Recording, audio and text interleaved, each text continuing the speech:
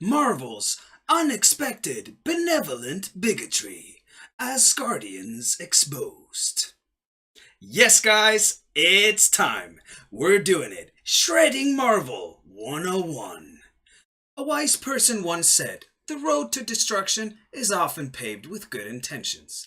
And so, Marvel's desire to appease the social justice crowd, combined with their profound ignorance and cultural appropriation of Norse mythology, backfires exponentially and reveals a modern day prophecy they couldn't have foreseen themselves. Could they? This, guys, is going to be some seriously good stuff. So, buckle off. Buckle up, audience. Thank you. I'm sorry. Yes, by the way, I am reading off of a script, because otherwise my mind's going to be all over the place. And those of you who know me well know that I kind of tend to drift when I talk. So anyways, let's stay on point, shall we? Because this is going to be fun. So, Black Heimdall. The issues with that, and there are quite a few issues. So, Heimdall, or Heimdallr, is a less known god in Norse mythology.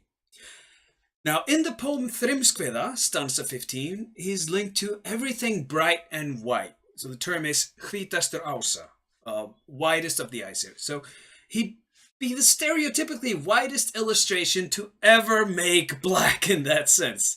So what are you suggesting, Marvel? An Uncle Tom? Anyways, he guards the bridge Bifrost, linking the world of men to the world of the gods. Kind of like back in the good old days when you'd have guys standing in the elevators of fancy apartment buildings just to push the floor selection buttons, except in this case the destination is the heavens. So what, like a St. Peter type of character? I mean, how is this for a stereotypical employment class, Marvel? Hey, sir. Hello, sir. Which floor? Yes. Have a good day, sir. What the fuck? Yeah, I mean, of course, you surely wouldn't have this guy, lead or rule anything now, would you? Okay, so, next point. He possesses the loud-sounding horn, or Gjallarhorn, which is also the modern Icelandic word for megaphone as well. So what, he's a protester too? An activist? Black Lives Matter? Occupy? Whatever? Yeah, let's see. Surely that would go well with the fact that Heimdall is also said to be the father of, or god of, hold your breath, it's coming, the social classes. Cliché of the century. So exactly how far into the purest form of bigoted stereotyping are we at this point, Marvel? Come on! Out of every god in the Norse pantheon, this is the least sensible choice if you want to look halfway decent. Because of the image you illustrate with the cultural context you're sourcing from. Idris Elba is a great actor. He would have done great justice to Thor. Or, you could have brought in Baldur, the god of all that is fair and pure. Or even Tyr, the one-handed god of war. Which, if you want to cling on to your bigotry, you can ghettoize the name Tyr to Ty. I suck at this stuff. I suck at stereotyping because I love people, heck, even Odin, played by Morgan Freeman, because, God knows we all love to watch Morgan Freeman play as a god. But, even Danny Clover would have given Odin a very interesting edge. So, bottom line, Heimdall might demonstrate a mind of his own at times, throughout the Miz as well, but he's very much a watchdog.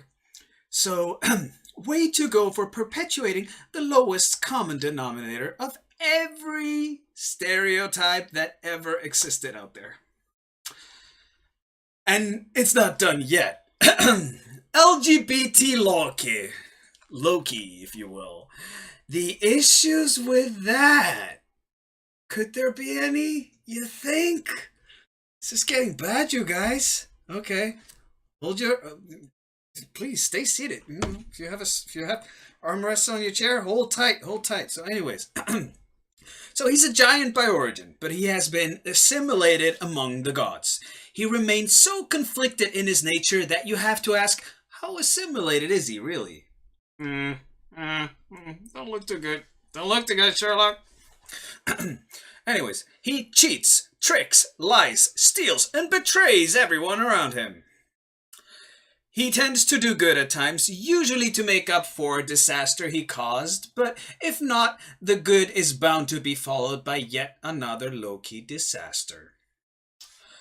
It's almost as if he has little or no remorse, or whether it's just that he can't be bothered to think things through, which is challenging given some of his more advanced trickeries, as capacity for thought seems to be somewhat present. But at least he acts really sorry when caught in the act. You can never trust this guy. He's an entertaining character to observe until you get on the inside of his doings. The whole shapeshifter element is a huge metaphor. It's a lot more than just a fluid gender or racial identity. It's a big screaming, keep people like this as far away from your life as possible type of warning. Loki also seems to be an archetype for addiction. He seems governed by instant gratification and sensory pleasures, usually only brings gifts when he needs to get back on good terms with someone, and often those gifts are also ill-gotten. Avoids responsibility and weasels his way out of every tough situation to the best of his ability. Even the Marvel depiction is an amoral anti-hero type, and is pretty substantiated. In Norse mythology, if you're really superstitious, you don't even say his name, but rather, he of whom we do not speak. Why? Because he brought about the end of the world with his conflicted self and two-faced detrimental ways. So, what you're doing here, Marvel, is suggesting that the LGBT community is going to bring about the destruction of existence because of its weakness or of character and lack of morality. This is bigoted on a level that not even the most fundamental religious folks could ever dream of doing nowadays. Well, except for those that still execute that community. There are plenty of gods and goddesses, the LGBTQ, I don't even remember all these letters, they're always changing, so I'm abbreviating to LGBTQ.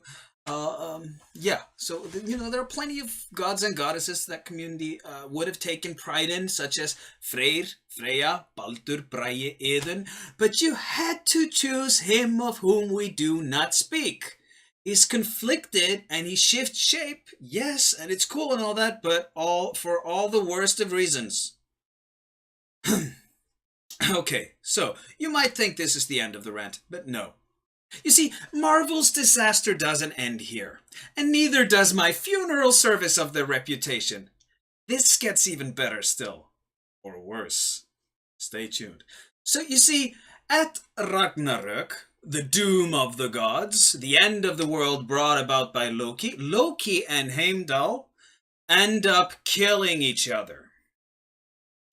And here's where Marvel becomes a self-proclaimed prophet without knowing it.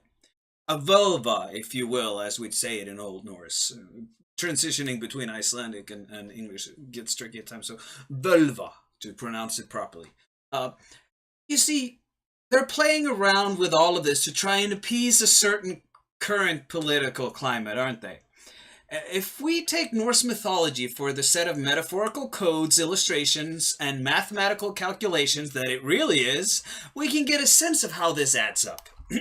So, whether Heimdall is an illustration of Black Lives Matter activists or Black Republicans and Libertarians, often labeled Uncle Toms, both of whom could be derived from the facts I listed, and then view Loki as a stand-in for the LGBT community broadly, or at least the most vocal activist portion, you can see the collapse of the Democratic Party in the last elections, and how those groups might end up having conflicting interests if the grip on power and resources becomes scarce. Envision a powerless party where BLM fights LGBT activism to be higher up on the list of oppression, or how the Uncle Tom types might discredit BLM or disenfranchise both of these groups. You see, no matter how you add this up, Marvel has given us the Ragnarök of the Democratic Party and the Ragnarök of identity politics, in the very name of identity politics. It has also demonstrated why people who might consider themselves members of any of these groups are better off merging into society at large and negotiating a new cosmos rather than risking the final battle that will, as professed, end them all. Now go study Ragnarök, study that phenomenon. You see, the power of Norse mythology and what makes it so current is that it gives you all of these keys, clues, and metaphors. Codes, metaphysics, philosophy, an endless amount of mathematical equations that can add up to the same sum total. 2 plus 3 or 3 plus 2 both equals 5. It's worth studying and not just appropriating and corrupting for the sake of entertainment, be it good entertainment even. And it certainly isn't food for appeasing someone's feelings and or egos. You see, Norse mythology doesn't promise you a happy ending. It does not. It offers you a worthy life. And the invitation is yours to take or not.